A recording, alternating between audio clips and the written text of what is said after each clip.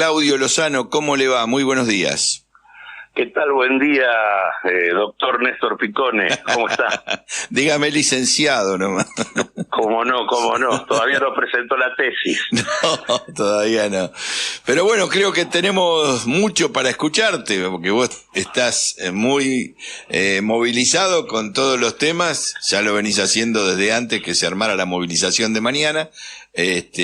Así que me parece importante tu análisis, tu expectativa y la convocatoria fundamentada en cuestiones que seguramente vos vas a hacer. Sí, lo voy a agarrar por otro lado, tratando de mostrar cuál es la base central por la cual tenemos un gobierno que a solo 6 meses, y a pesar de los balances positivos que algunos pretenden presentar, se encuentra en una crisis política de proporciones. El único elemento que el gobierno dice querer exhibir es el hecho de que va a tener, o ha tenido ya, en el marco de la inflación presentada por la Dirección de Estadísticas de la Ciudad de Buenos Aires, que fue una inflación inferior al 5, estaba en el 4, y algo, y que de alguna manera ya adelanta que cuando conozcamos en estos días la inflación del mes de mayo, va a estar más o menos en ese nivel, entre el 4,5 y el 5%. Y en realidad la perspectiva es que la inflación se quede más o menos en ese nivel.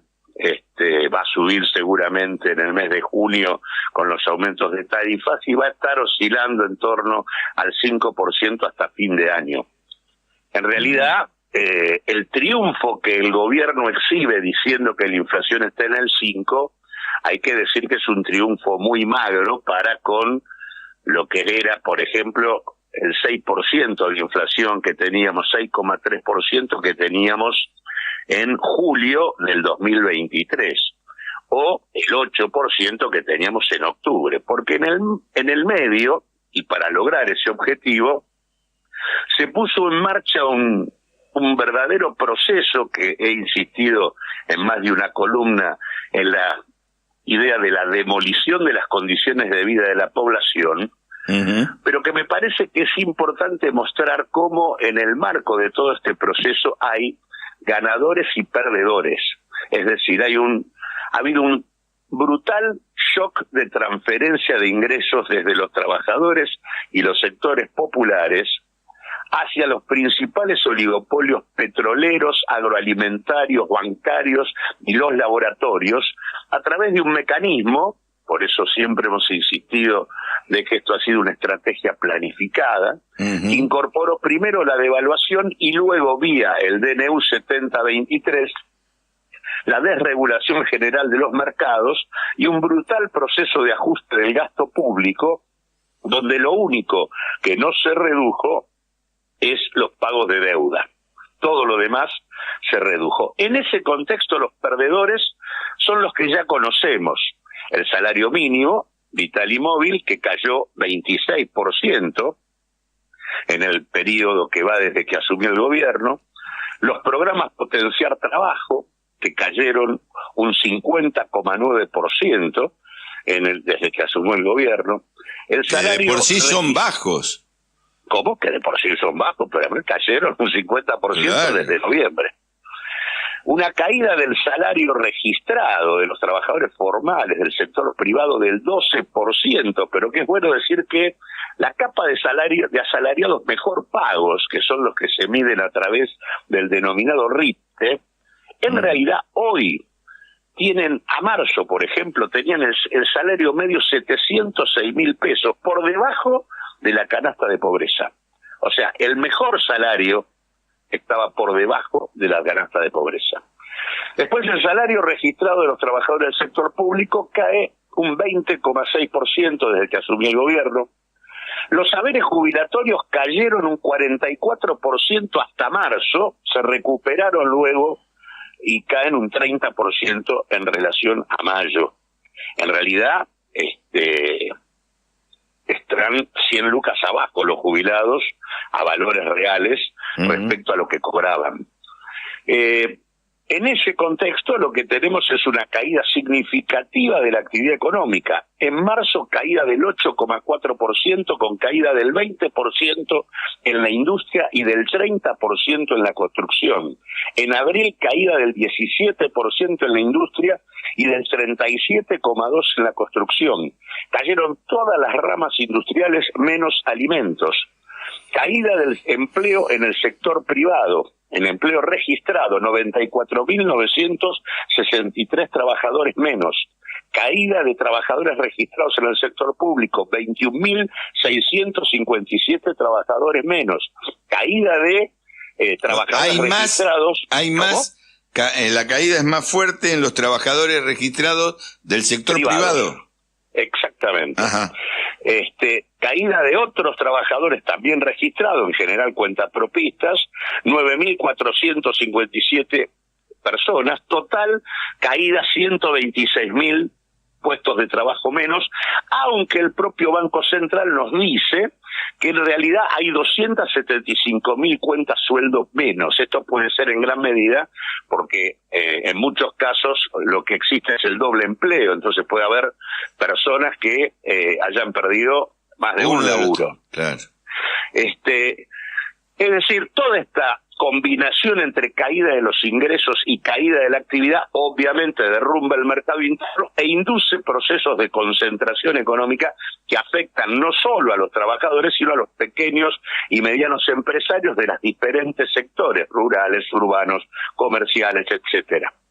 Ahora, en general, en los procesos de crisis como los que estamos viviendo, hay una sensación de que solo hay perdedores y es bueno siempre plantear que lo que tenemos es un conjunto de sectores que tienen control oligopólico sobre los diferentes mercados, los oligopolios petroleros, alimentarios, los bancos, los laboratorios, que cuando uno mira los resultados que tuvieron y tenemos los balances que han presentado en la bolsa, hasta marzo del 2024 y que comparados con el mismo periodo en el 2023 nos muestran una situación que indica con claridad hacia dónde fue el proceso de transferencia de ingresos.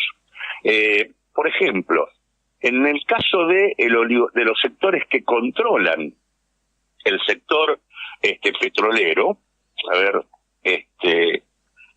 tenemos algunos ejemplos bastante interesantes, que son, por ejemplo, Pan American Energy, que en realidad,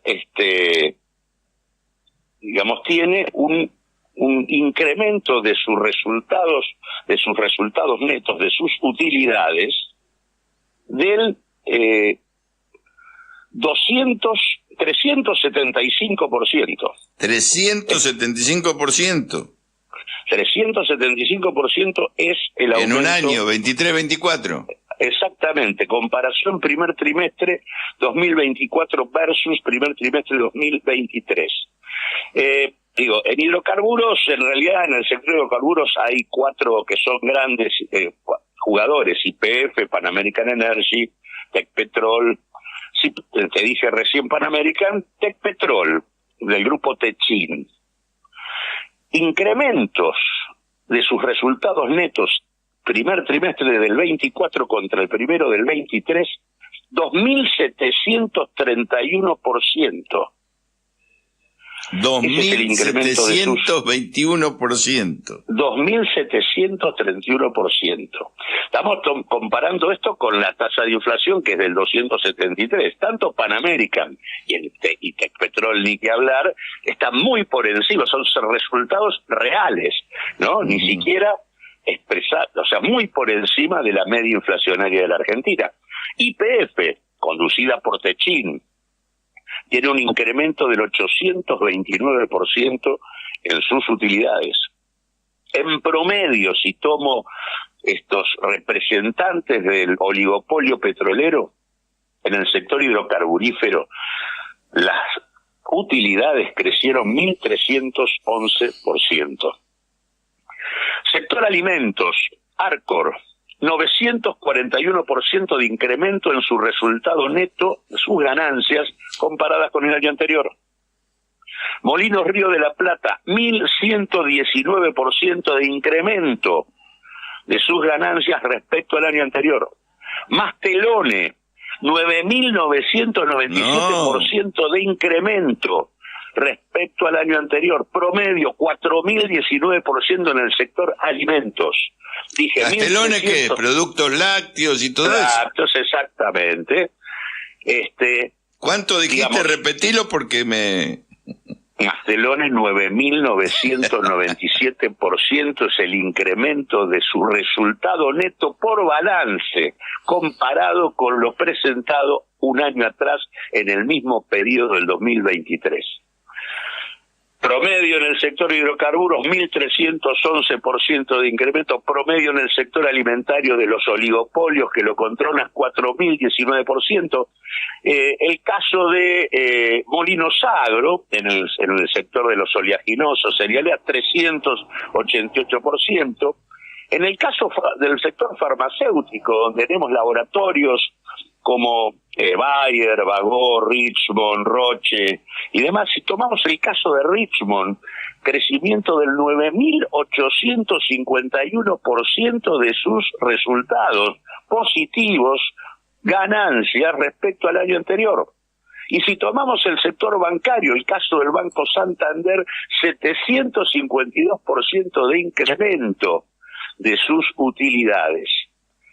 Es decir, si uno hace un promedio de lo que acabo de mencionar, el incremento promedio de los resultados netos de los capitales más concentrados del sector bancario, petrolero, alimenticio, oleaginoso y demás, y los laboratorios, te da que han tenido, en el mismo contexto donde la actividad económica cayó, un 20% a nivel industrial, un 30% en la construcción, un 8% en términos agregados, y donde el descenso de las ventas está en el orden del 20% y caen los salarios, los programas sociales, los jubilados y demás, crecieron un 3.264% sus ganancias en el curso de un año.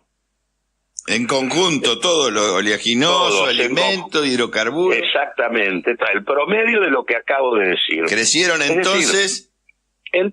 Entonces lo que digo es, lo que está en la base de la crisis política de un gobierno que a solo 6 meses está viviendo una crisis política de proporciones con cambio de gabinete en el medio, que lo comentábamos en la columna de la semana de hace 15 días, 15 días, sí, en donde dijimos el gobierno no pudo llegar a consolidar, digamos, una estrategia de gobernabilidad porque se le quebró la perspectiva del Pacto de Mayo construida y que tenía que haberse realizado el 25 y no pudo ni siquiera alinear a los propios gobernadores más cercanos a su pensamiento y orientación. En el marco de un cambio de gabinete donde salió eyectada una figura clave como el jefe de gabinete, además alguien directo del riñón de Milei, por su vínculo directo con el mismo grupo empresario del cual formaban parte, que es el caso del grupo Ormequian y el caso de Pose, en el marco de lo que también habíamos adelantado en la columna hace 15 días y se concretó, no sé si lo recordás, respecto a la derrota en el Parlamento, sí, en el tema de la movilidad jubilatoria, que efectivamente se produjo y se logró una confluencia transversal que le impuso al gobierno discutir un cambio en la movilidad jubilatoria respecto a la movilidad que el gobierno tiene decretada, como corresponde. Este gobierno solo por decreto hace las cosas, y que, como ya también explicamos más de una vez, no hace otra cosa que congelar el haber jubilatorio en niveles miserables, y una derrota que se viene, que es también la discusión del presupuesto universitario, donde también está previsto para la próxima semana una sesión similar en diputados a la que se vivió con jubilados, pero en relación al presupuesto universitario, y en un contexto donde todavía a 6 meses no ha logrado siquiera sacar una sola ley Eso se juega buena parte de esta definición en lo que pasa este miércoles, en el marco de lo que seguramente será una nueva movilización multitudinaria, abrazando al Congreso para evitar que efectivamente esto pase, pero incluso, a pesar de que hoy no está claro ni siquiera si tienen los votos para la aprobación en general, sí saben que aún con la aprobación en general hay un montón de artículos que van a ser volteados, y en todo caso habrá que ver con qué números se voltean, porque si se voltean con las 2/3 partes no van a poder ser modificados por la Cámara de Diputados. Se les están cayendo algunas empresas importantes dentro del listado de privatización, como es el caso de Aerolíneas y el caso de Correo.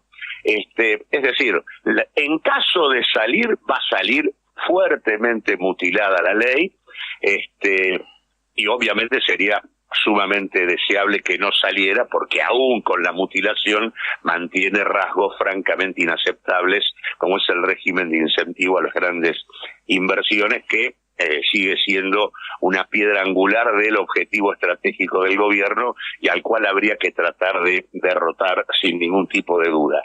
Pero que incluso aún así saldría mutilada, y seguramente habrá una nueva derrota política del gobierno la semana que viene en el Parlamento con la cuestión de la universidad. Lo que quiero decir con esto es que en la base de la crisis política y de la imposibilidad de garantizar gobernabilidad, incluso a las clases dominantes como éstas le demandan al propio gobierno, en la base lo que está es la brutal desigualdad que llevó adelante este shock, que tiene por objeto poner la inflación en los niveles que estaban en julio del 2023, pero con una caída brutal de la actividad y una ampliación de la desigualdad con deterioro general de trabajadores, sectores populares y pymes, y un incremento brutal de las ganancias que supera el 3000% del capital más concentrado en la Argentina. Sí, la verdad que es brutal, y está bueno que lo tomemos desde ese lugar que vos le estás diciendo, que lo venía diciendo desde hace más de 15 días, es que es una derrota política la que está sufriendo Milei, de la cual no se habla tanto, porque se habla mucho de la hojarasca, le digo yo, de las cosas que terminan siendo paparruchadas o pavadas, y no estas cuestiones de fondo. Digo, siempre se habla que viajó acá, que puteó aquel, que esto, que el otro, pero no se logra unificar los criterios para demostrar que no está en un buen momento el gobierno. Todo lo contrario. Efectivamente, no solo hoy tiene se ha gestado niveles de deterioro de una mayoría importante de la sociedad, en el marco de la ampliación de niveles de desigualdad que concentran los ingresos de manera brutal, como venimos demostrando, sino que a la vez el gobierno en ese mismo contexto tiene dificultades crecientes para garantizar la gobernabilidad, y además una evidencia manifiesta de problemas en el marco de su propia política económica, que tienen que ver con el incremento del endeudamiento de más de 40.000 millones de dólares en el curso de estos 6 meses, con la dificultad de seguir sosteniendo un tipo de ajuste fiscal como el que está realizando, que eso es lo que también se le está complicando, y eso es lo que aparece en el cuestionamiento a la movilidad jubilatoria, que de alguna manera articula una confluencia transversal en el Parlamento de actores que incluso en muchos casos tienen puntos de contacto con las posiciones gubernamentales. Uh-huh. El tema también que también tiene que ver con los límites al ajuste, como es el tema del discutir un presupuesto universitario en el Parlamento por fuera de las definiciones gubernamentales, es otro límite concreto. O sea, inconsistencia para sostener un ajuste de esta naturaleza, e inconsistencias también en términos de lo que serían la disponibilidad de divisas para poder resolver la problemática general de la Argentina, porque en la práctica, si bien el Banco Central ha comprado divisas y dice haber aumentado las reservas, cuando de eso uno pone en discusión, primero, que los chinos todavía no han renovado el swap y pueden reclamarle 4.800 millones de dólares. Y a eso además se le agrega que el gobierno ha pospuesto el pago de importaciones para una cifra que está en el orden de los 7.000, 8.000 millones de dólares. Esto indica que buena parte de las reservas que dice tener, en realidad las debe. Consecuentemente también hay problemas de fondo, y en ese contexto lo que se observa entre las dificultades de gobernabilidad y los niveles de endeudamiento, la dificultad de sostener un ajuste de esta naturaleza y una situación en divisas que no se le está resolviendo con la liquidación de los exportadores que le reclaman una devaluación. En ese contexto lo que tenés es que el dólar blue saltó como saltó, los dólares financieros saltaron como saltaron, el famoso tema de la brecha entre los dólares paralelos y el oficial se ubicó en torno al 40%, cuando había llegado a estar por debajo del 20%, y esto era lo que era de alguna manera el éxito que saludaba el gobierno. Bueno, ese éxito ya no está, porque la mirada de los propios inversores frente a la falta de gobernabilidad, la incapacidad de sostener el ajuste y que los exportadores no están liquidando muy por debajo de lo que deberían liquidar, bueno... Menos que el año pasado, ¿no? Decían. No, del año pasado están liquidando por encima, porque el año pasado es el año de la sequía, claro. Pero sí está muy por debajo del año 2022. Ahí está eso. O sea, está prácticamente 40-50% abajo de lo que se liquidaba en aquel momento, y estamos en el momento de mayor liquidación. La cosecha, digamos, entre abril y septiembre es donde se liquida lo más importante de la cosecha, y efectivamente eso es lo que no está ocurriendo. Y como no ocurre eso, no hay fondos que vengan por parte del Fondo Monetario Internacional, se amplía la brecha y además aumenta el riesgo país, con lo cual hace que el financiamiento de la Argentina a través del mercado de capitales no existiría. En ese contexto el gobierno no atraviesa ninguna buena situación. Y seguramente estaremos atentos a todo lo que pase mañana, participaremos de la marcha, y bueno, y nos va a dejar mucho para analizar en esta línea que vos venís planteando. Claudio Lozano, gracias, y será hasta dentro de 15 días. Igualmente, hasta siempre. Chau, chau.